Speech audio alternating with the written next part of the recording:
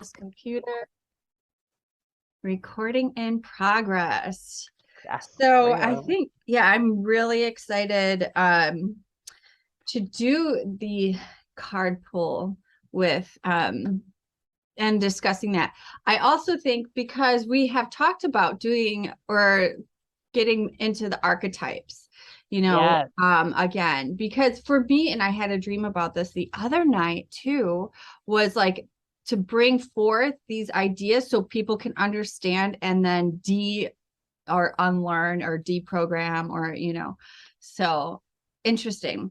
So I'll pull a card then for the overall archetype that we are experiencing right now for the collective energies. I wonder, I was trying to guess what would come through. Like, I think I was too. It's kind of funny. yeah, I'm thinking some Aries Martian energy might come through, I think is what kept coming to me. That's what's so funny.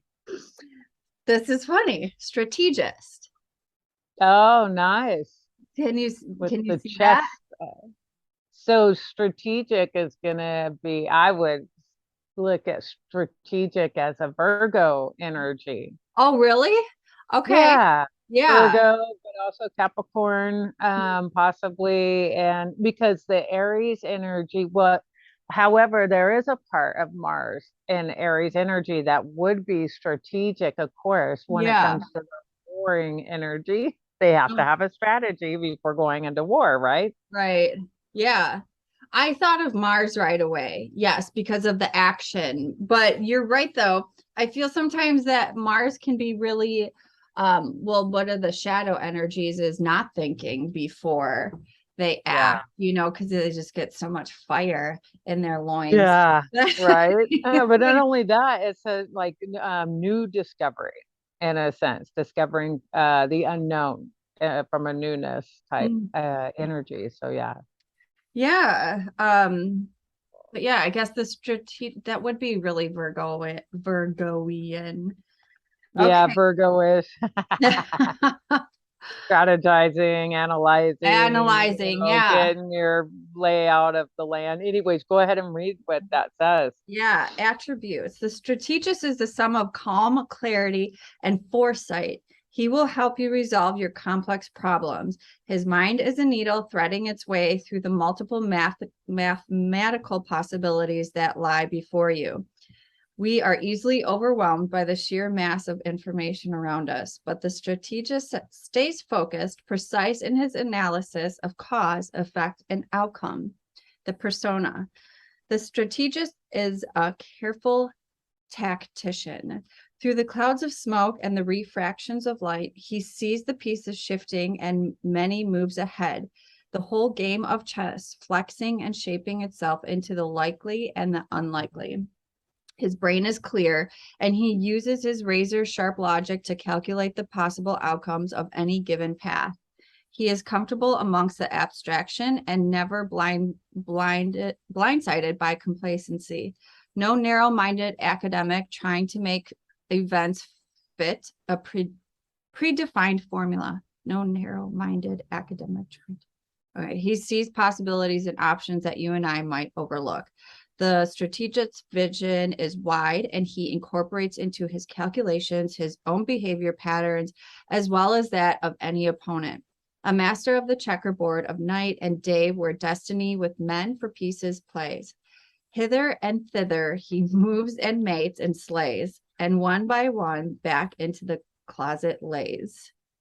I love that. That's so mercurial. That brings in both the Gemini and the Virgo energy all day long. All that information coming in Yeah. through the Gemini aspect, and then having to take that information and analyze it, discern it, bring the clarity to it, the getting rid of what is not doesn't go with it type thing and strategizing forward with it. So yeah, that's absolutely beautiful. That And is especially with Mars. Mercury going direct now and Um, everything. So yeah, and I was thinking of Mars and Gemini. So exactly, Mars and Gemini, which is yeah, retrograde. yeah, And so it is a rewire, it's a tapping into making sure, like, are you actually doing that which lights you up? That Mm. thing that makes you passionate. Are you still passionate with what it is you're doing? Are your desires still in line with that which what you're doing?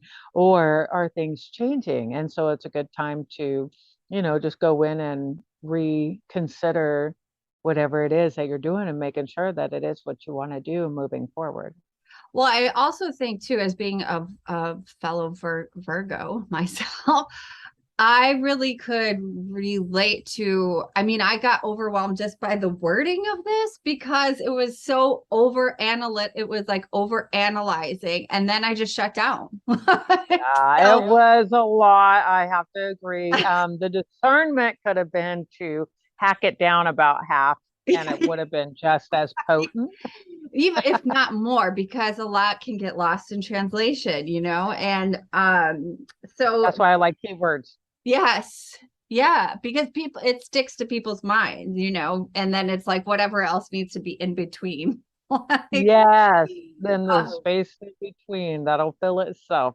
right. Yeah. So I think too, so for me, and especially with this transitions that are happening, is to take slowly, and not to overwhelm myself with the changes that are happening because it is a lot, like I see the ripple effects of everything outwardly. And Right. so to just the small steps and to make sure that it feels like for me super aligned with Oh, yeah. excitement. Yes. Yeah, exactly. That makes it a lot easier to flow. And people think that they need to be rigid in how they well, really in what society has told us that we should be doing or need to be doing. And I think that's when we tend to get overwhelmed too, is by, what people. Oh, yeah. And I think a lot of people right now would be also feeling overwhelmed by that because of the fact that Mars is slowing down, Oh, yeah. retrograding. And so it is about slowing down. It's not about running that mile like you experienced, for yourself, or Mhm. doing a lot of action things. It's more of a slowing down time and allowing our bodies to rest a little more, maybe, just doing some more simple type things and not overdoing it. Mm-hmm. That is really difficult for I think most of society actually. Yeah. It's like it really gives me kind of an ants in my pants feel, like Hmm. wanting to do something, but everything just keeps on like pushing against that. So, Yeah. ooh, that'll be difficult for some people. Because I do feel right now that these are just energies that are warming us up for like a more, I want to say explosive. It can be both, it is both expansive and explosive. So I'm super excited to see what comes through on the astrology cards now. Hmm. Yeah. Oh, oh, that one came out. Oh, is this You got a interesting? flyer. Super the opposite, but maybe not. No, because well, Neptune. Oh, I love it. Neptune. Yeah, Yes. I love Neptune. I Well, did. I was going to say, so here, this funny that you pulled that card because I was going to say this energy that we are all experiencing with this Mars retrograde is going to be similar to Mars in Pisces or the 12th house. And I didn't know why I thought that. I was like, yeah, well, I know I have Mars in Pisces, but that doesn't mean that everybody else will experience it. And then Neptune jumps out and goes, oh, yeah? Oh, so Neptune just banishes or dissolves a lot of the body. I mean, of the thinking and going with the feeling, I guess, intuitive feeling. So that's quite different than the Mars energy. Oh, yeah, absolutely. I mean, like me with having Mars and Pisces, it's a more about tapping into that spiritual side, like the spiritual warrior in a sense, but it's not really a warrior in the sense of warring. But Mhm. it is more about just being able to chill and allow the imagination to come to fore. The other thing too is that Pisces represents Neptune, also represents not just illusions and addictions and Right. solving, but also choosing the meaning of things, like when things come up and the mind's freaking out, like a lot of people may be experiencing that during this time because of the conditioning, they can go, I can choose the meaning to this then Mhm. right now, at least. And maybe it's just a really good time to allow some self-care, for example. Yes, because and that's really fascinating too, because on here it says sacrifice. And I was like, why would sacrifice? Virgo wants the sacrifice. Talk about that Virgo energy. It Yeah. feels like it's being sacrificed. Well, I was just going to say, yeah, it's the whole materialism of is what is being sacrificed to go into the spiritual realms, into the feelings, into your, well, it talks about heart, green is the heart chakra. So that's, is Virgo ruled by, or Neptune? No, It's Pisces is Mercury. ruled by Neptune. Yeah. Mercury rules Virgo. Oh, so this But Virgo is and Siren on here then?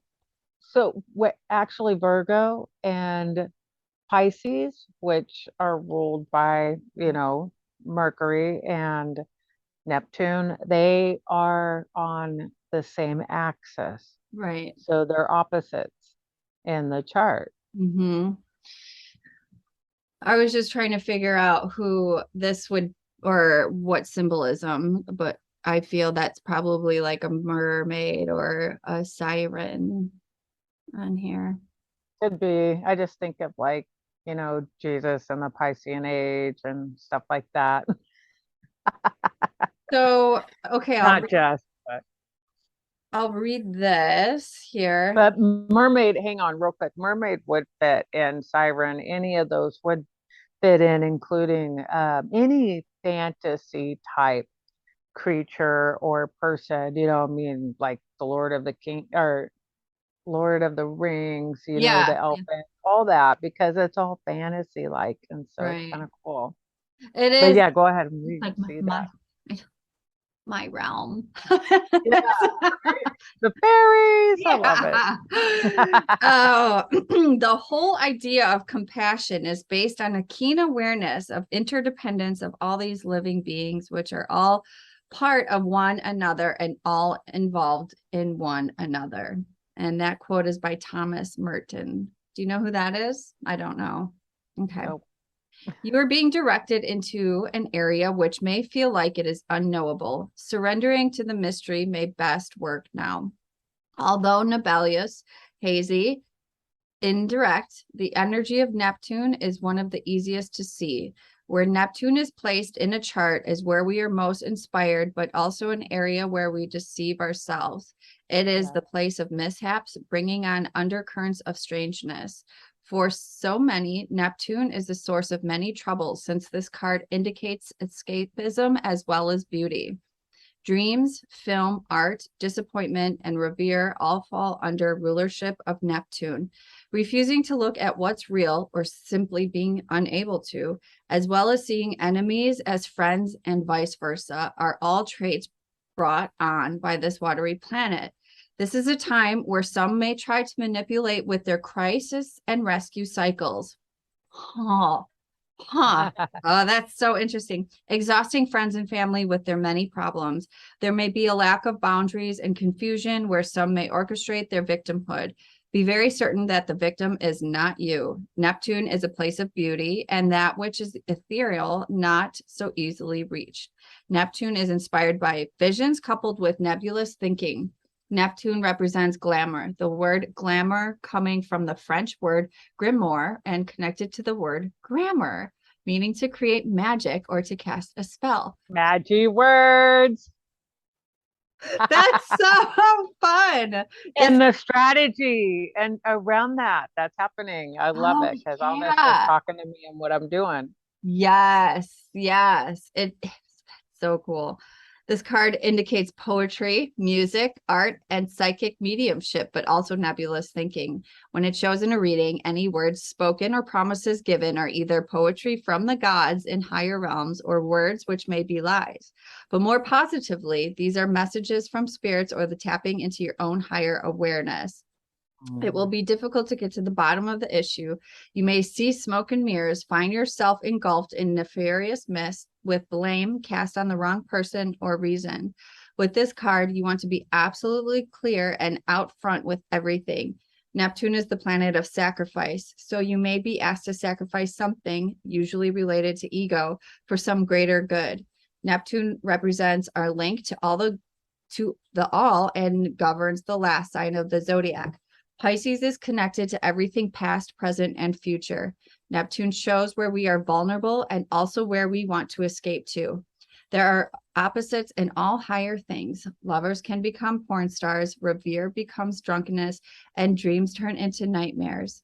Unfortunately, Neptune represents self-destructiveness and self-sabotage. You may be caught in a situation which is unclear. The reason behind it may not make sense or is being withheld from you. Another path of this card is getting on the right path or in a clarifying direction. On the other hand, you may be extremely tuned in to the present time, sensing emotions, visions, and in this case, what if the below surface is now being brought out? Be careful of trickery and playing emotional games. If a beautiful person enters your life, test the relationship, or she may be too good to Be true. yeah. So yeah, that's basically key ideas: mystery, confusion, enchantment, wandering, passivity, secret enemies. Okay, so this is really fascinating too. And because before, was this last night, I wanted to bring up the 12th house, then the house of secret enemies, and Right. talk about that, because that's just confusing to me. What does that mean? So, but anyways, that card, what are your thoughts on that? How does that Uh, with you? Actually, I'm thinking of human design gene key gate 36. I'm not So, familiar off the top yeah. of my head. So, gate 36 in the I Ching, which Mm, is also in human design, and gene keys basically, because that's what they're based off of, is mhm, the darkening of the light. mm, It is in the in the solar plexus center, which is the emotional center. It is a feeling. The way that I see this gate, because I have it myself, and the reason why I'm bringing it up is because Neptune is currently there in Pisces and gate 36. So, gate 36, this is where my Mars is in Pisces. mhm, And I look at it as the eye of the storm because there's a lot of crisis and chaos that's going on in this gate in a sense. mm, And I look at it as like a tornado, and in the middle of the tornado is a storm. And so when we can stand in the center, be centered within ourselves emotionally, emotionally mature, we don't have to be caught up in the reactiveness because of crisis going on around us. And instead, we can, have more of that stillness and just be still in that point, knowing that everything's going to be okay. It's just stuff going on out there in the collective. For example, it is part of the collective circuitry. It is mm, also part of what is called the experiential way, and it has all to do with experience. So there's an imagination, a desire to start an experience. That's the 41 and 30 along that line. And then the crisis before the adventure from the 36 to the 35, which is in the throat. So it's a desire basically to start a new experience, but it's kind of a roller mm. coaster because that emotional wave is that of a roller coaster. And, there are some people that love the roller coaster ride, the ups and downs, and they can just roll with it. But there are others who are fearful of it because it's too much. It feels overwhelming. It's crisis to them. Yeah. This is so it like all I'm just thinking of because I was just listening to Molly McCord and how she was saying chaos and like there's chaos in creation. And Yes. because destruction is also creation, you Yes. know, both are they're the same. And so Yes. um and that's where the center point, yeah, finding our inner center and Yes. allowing. It reminds me of a quote by Pema Chodron, actually. I love her. She's a Buddhist. Well, she was a Reformed Catholic nun to a Buddhist. So Right. Right on. it's something, well, I'm gonna mess it up anyways, but basically is we are the sky and everything else is the clouds, you know, and just to Yeah. allow everything else to just roll through. Pass by. Yeah. Yeah. Yeah. Be the screen, not the sponge. Yeah. Let Yeah. it pass through you. Don't osmose everything. Allow it just to transition through and Yes. know that it's not necessarily yours. I mean, we think, but who is it really us thinking or something else thinking through us? As a part of a book that I was reading the other day. It was kind of funny. You think. Yeah. Yes. That's like you're observing the observed awareness or like, Yeah, who's the observer? If you're yeah. observing something, who's the observer? And who is it that you're watching? Who is it that's doing all that talking in there? Yeah. It's that reminds me of the book Untethered Soul. I think we've talked about this by Michael Yeah, Stinger, I forget. yeah, Because it is true. It's like, wait, but who is actually thinking these things? Like, well, and also this is so funny because my daughter, Esme, she's so like she has the conversations that you and I have. She's like, but where does that word come from? Where yeah. did these I thoughts love come that. from? You I know, love it. I know. That's the ultimate questioner right there. And Yeah. those are awesome questions. Yes. I remember having the same thoughts, but like who came up with that word and why is that word for that thing, you know? Like the word fuck, Yeah. people think it's a curse word. It's not. What Damn so it. what is It's the an etymology? acronym. Okay. It's an Oh, acronym, actually. It is F period U period C period K period, and it stands for fornication under the consent of the king. okay. I have to write this down. That might just be the label of this. I love it. That would be cool. Yeah. So, you know, and then I think, okay, so all of these things and what we're talking about, well, and especially you with your word magic too, it all has to do with why are we so rigid with what we've been told of what's like out there and how do we even find a center, you know, we're only able to find a center when we understand that all of that out there isn't real, like that is not our Right? security. Ah, that's And the best way to find your center. I agree. yeah, because otherwise you're relying on everything else that just Right. moves all the time. But I think that's why a lot of people, like I've had a couple people recently come into my awareness that are having existential crises. Mm. And, that word is really elusive to me. I will admit that at times I'm like, what the frig does that I was mean? going to ask, so So what crisis, exactly does that mean? crisis, but I do know what it means. That the gist of it, in a sense, to me, and maybe I'm way off, is that why am I here?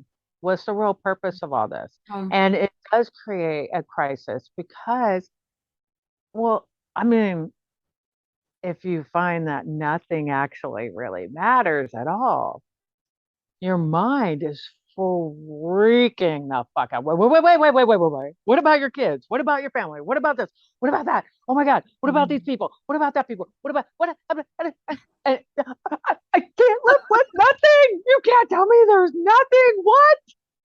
Then what am I doing here? Like, why? Right, exactly. And that's where the crisis comes in, because then it's like, then there's no point, you know. But the thing is like, for me, the way the experience happened was when I left the amusement park and I'm standing out in the parking lot and I'm enjoying it for a bit, but Mhm. then it gets bored. I mean, it gets bored. It gets boring. I got bored. And it's like, okay, well, I mean, now that I know, now that I'm here and I'm doing this, well, I might as well go back in the amusement park. I love the amusement park. I love the rides. I love all that stuff. Mhm. Not though when I'm letting my mind and my ego run the show. But Mhm. once we have where we're utilizing the ego and the mind, and it is our not Mhm. slave, but it's working for us and not Mhm. trying to run us, makes a huge difference. It makes it just so much nicer and easier to live, but it's really hard to fathom until you are able to fathom it. It's so true.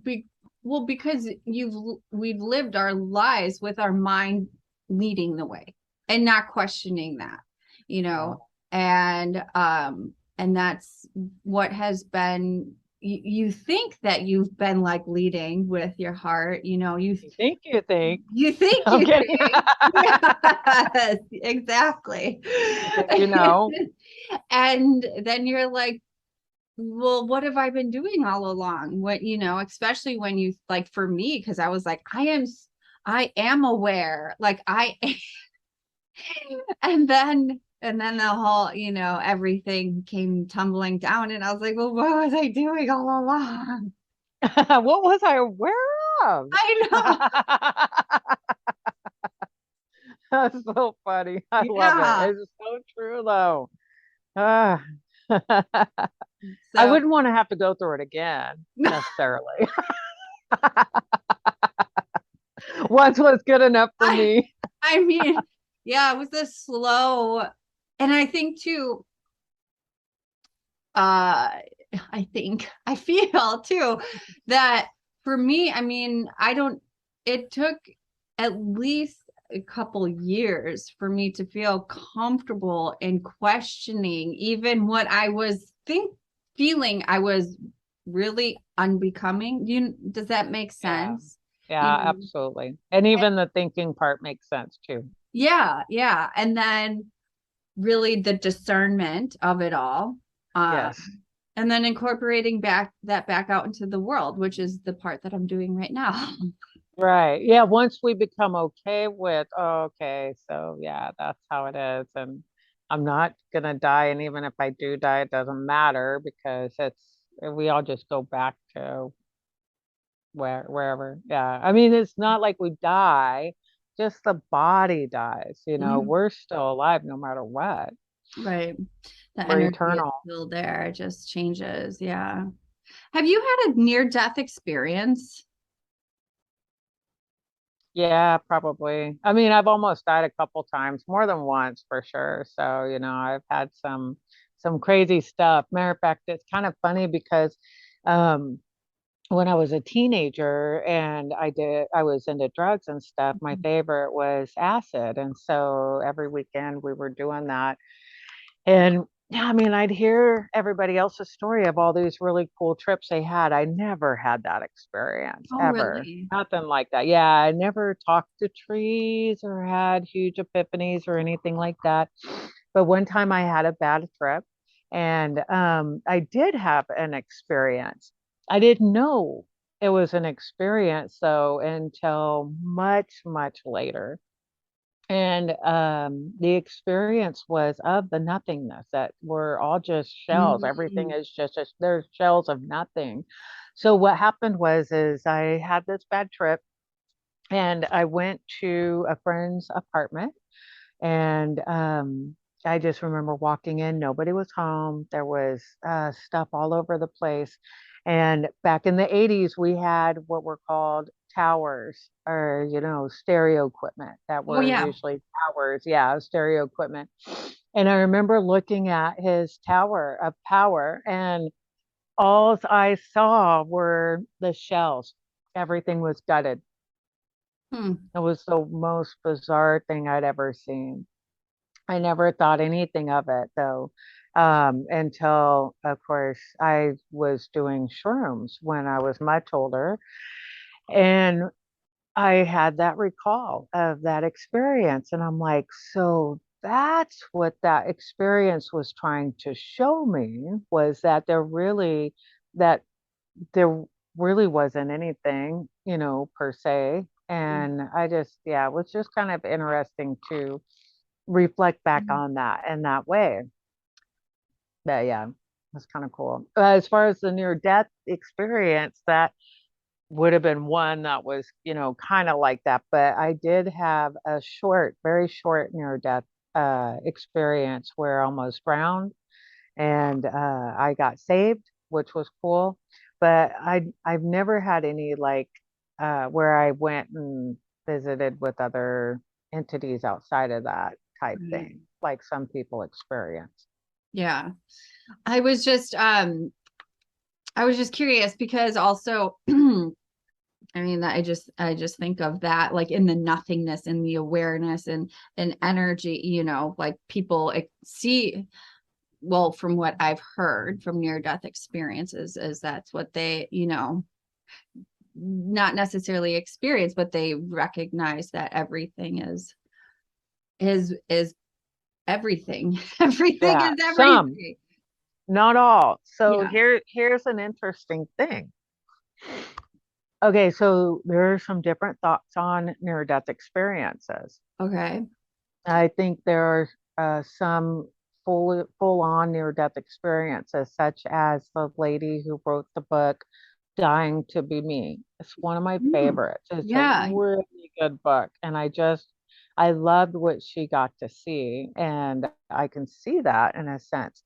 But there are others who I have read books when I was a Christian. There was a lady who wrote about heaven and hell because she had this near death experience where Jesus showed her heaven and hell. And it was, I mean, there's other people like that. It's not just her. Right. And there are other people who have had near death experiences that are met with aliens or maybe other, whatever. It's not only about just the oneness of life type thing. So I know that there are some near death experiences that are experiencing stuff based on their beliefs Yeah. and not necessarily based on Universe. yeah, Yeah. yeah. So I just wanted to bring that up because it is true that we are all going to come across stuff that's going to be, oh, I mean, different different. Everybody's story is different. Mhm. There are some that are similar, but then you have those that are totally way different than others. And I have my own thoughts on the whole white light going into the light thing or not. I am under the belief at this point in my life Mhm. that going into the light regenerates you back into reincarnation and brings you back here. That's just where my belief is at this point. If I were to die, I would not be going to the light myself personally. If I knew what I was doing when that came, I would not go into the light Mhm. based on what I know at Where this you are point right in my now. life. Right. Yeah. And that Yeah. can change at any time. Right. Yeah. And that's so also interesting because Esme put on this Netflix Surviving Death, which I had watched before. Mhm. And so it was a fun discussion either way because um I re-examined my beliefs about near-death experiences, and I just watched this like last year or something. And that was the thought that came to me was like, wait, I don't know. Like, what if you I don't believe what if you are only in the realm of your own belief system, Yes. and that's like exactly too for me, like I feel as a divine channel, I'm only able to channel what I know, what Yeah. I logic, have absorbed and learned. And that's only really what your beliefs can take you as far. you know. Right. So yeah, that was just an interesting, really fun. It's just such a fun thing to explore because it's so Mm. unknown. There's so many possibilities. Oh, I know, right? It's Yeah, crazy. we're stimulated by that. Most people are super afraid of that. So one of my favorite books that I've ever written on beyond, this life is called 30 Years Among the Dead. Ooh. Matter of fact, I've read it twice and not necessarily on purpose to read it twice, but I had forgotten that I read the book and was reading it. And I kept thinking, Oh, man, this stuff's familiar. That never happens. I'm telling you, I I, know a book and I remember a book and I couldn't believe that I was like, that's the most bizarre thing. And probably because mm, I don't generally reread a book. There's only one book that I've actually reread from front to back that I really liked, and that was called Butterflies Are Free to Fly. It's one of my favorite books, actually. I oh. love that book. Is that a nope, that's a oh, maybe it is. I don't know. Is it the one, is it a yellow cover? Does it have a I, yellow? I'm not sure. It just has a butterfly on the front. I do know that, a blue monarch type butterfly. But when butterflies are free to fly, and it is about, like waking up basically, because it starts out with the whole Pluto's cave thing. But Oh. I think I just really enjoyed the writer and how he wrote about life and stuff. And it was just really cool. It's one, like I said, it's one that I've read twice that I really enjoyed reading twice. But 30 Years Among the Dead, such a fascinating book. I've also read some of the works of the Monroe from the Monroe Society, and those are fascinating, especially oh my goodness. Um, I can't remember the name of the first book, but like if somebody really wanted to know, of course I could get that. But the one that I read that I really liked, but basically what it is it's about his travels into the astral realm Mhm. and the highway getting there, and talks about so many different things within those books that were really fascinating. And one of the things that was really fascinating to me was building your home over there, type thing. Anyways, In it's the there's a astral lot of depth to it. Yeah, yeah, like realm? once you pass over that, you have a place where you're building your own home type thing, not necessarily in the astral realm and that part, but Okay. it was just really, it's just one of those things if you're interested in learning. I'm not really into the astral realm myself per se. I Mhm. know a lot of people talk about it. I know it's something that would probably be best if you're going to explore it to do it with somebody who is very aware and educated in that. Mm. But it's not something that I really play in because I know it's just really I mean, to me, playing in the astral realm, like I just can connect with the ether of it all. So, I mean, it's no reason to have to go into another realm per se to draw any kind of information. We have access to that at all times. I mean, Mhm. our skin alone has antennae all over it, receiving information all the time, including our hair. Yeah. And when you think about it, like the Indians, for example, when the government at one point was taking in Indians to see how intuitive they really were with their tracking and stuff, and what was, they wanted to glean that to use for whatever. And what they found out is, so because when you go into the military, they make you cut Maybe. your hair, shave your Mhm. hair off. So these Indians that had long hair that were wonderful at tracking and all that, as soon as they shaved their hair off, it was gone. They no longer had that ability really.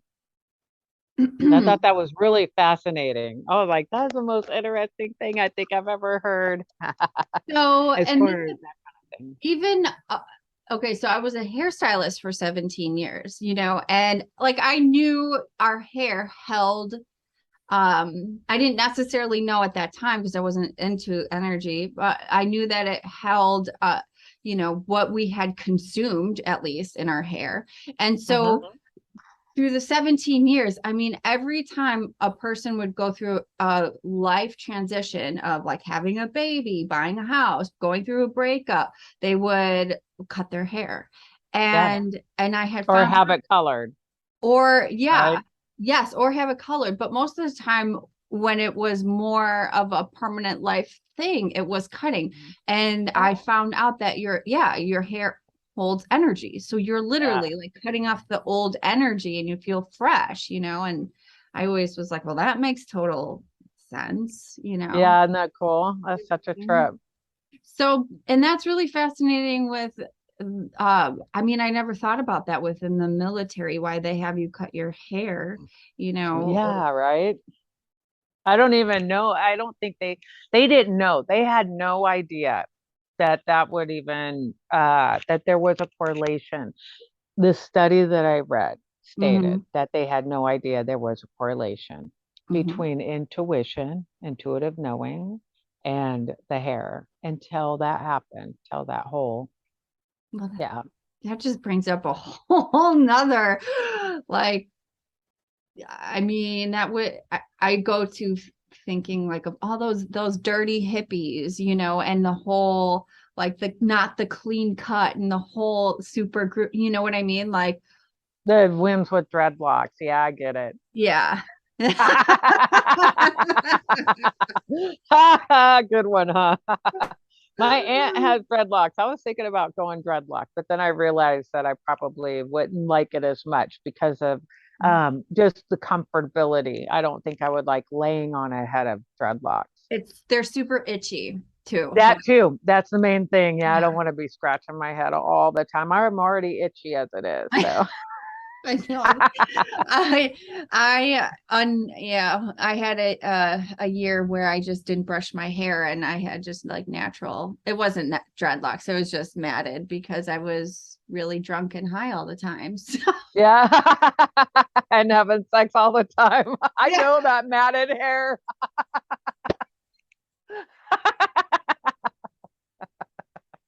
You're trying to hide it with drugs and alcohol. You know what it really was. No, it was all of it, I'm sure. I know, I'm kidding. That was a good one though, anyways. Speaking of fuck, yeah. Yeah. Right? Oh boy. Oh, that's funny. That's so funny. So I okay, so and then the whole clean cut, the clean cut and the not clean cut, that just I feel like when people think of like oh the American dream or what's deemed as normal, and that's that. And if it's anything outside of the realms of even not as whatever that is, groomed, well kept, or Right. whatnot, people get judgy, Yes. and don't really care to question or understand, or it's really fascinating because they're deemed as different, which is Yeah. like ridiculous to I me. know, right? Who's really the insane person, anyways? I mean, normal is getting up early and going to a job from like 8 to 9, working the 9 to 5. Yeah, that's it. Working the 9 to 5 and then Like what? coming home and having dinner and watching some TV, go to bed and do it all over again. I mean, What? Yeah. that's not fun. No. Nor do you I get mean, to, unless you enjoy your job, of course. I'm not right. saying that no job is fun because there are some fun ones. That's so true. And also, it's like, and I always question this as a kid too. Like, what do you, so why are you doing these things? You don't even get to enjoy what you work for, Hmm. like, what's the point? That's what I like about, oh, I got to share what I learned from Laurel, Mm-hmm. Erica recently about the, well, recreation. It's a rec. but about the weekday and about awake, we become awake in the morning. Mm-hmm. So we were having a funeral and are crying awake in the morning. Mm-hmm. And we go and we work every day. We work, so the weekdays we're working. We're in a weekday Oh, and we're working to earn our money, and earn earn- holds ashes of the yeah. dead. And we're working towards the weekend because we got the weak end of the stick. Mm, wow. Things that make you go, huh, right? That's why I love playing with words. It's so awesome. That was from the book Word Magic then? No, that was It's in from the one of the e. videos. Somebody else sent me one of her videos, and Okay. somebody else that recently met, another projector, and she's been familiar with Laurel for the last 6 months or so. So she sent me one of that particular video, and I'm like, that's so funny. So I'm gonna watch some of her other videos too. But yeah, I have not even, it's so funny because I have her book here, Word Mhm. Magic, and I haven't even read but one thing. This book is so cool. It probably is showing up backwards, but No, anyways. I can see it correctly. Mhm. You can? Yeah. Oh, great. Right Yeah. on. So, yeah, her work is awesome. I really love it, and I'm looking forward to working with her. Um, Next month, and maybe even in one other thing that she has coming out soon too. So pretty excited about that. I'm so excited because I love learning about these things from you too. Like it's just Yeah, and the reason I'm so glad that you brought her into my awareness with what I'm doing, because she uses even, excuse me. So I've always used the word uni, mm, or no, your verse. So YOUR and then VERSE. So your verse. right. And I saw that she used that universe, I think. But I thought that was so cool. The other reason, though, I'm really glad that you brought her into my awareness is because she is probably the only person other than myself that are playing with words in this way and coming at it more from the positive side instead of just only from the conspiracy side. However, Right. she knows how to make us aware of maybe why, but in a more loving way. She's a fairy, and I love that. I hear her fairy energy. And when she mentioned about her coming into the adult knowing of being a fairy, I'm like, yeah, I totally hear that energy. I and that may be why I was just like, oh my gosh, everything about her, I just freaking love, like her mannerisms and everything. Like, Yes. yeah, it's just It's amazing. I love it. And so I'm excited to be able to work with her, because part of working with her on the one part that I want to do is having that support to bring forth what I'm creating using these words like this, mhm, because that is a big, huge part of the academy.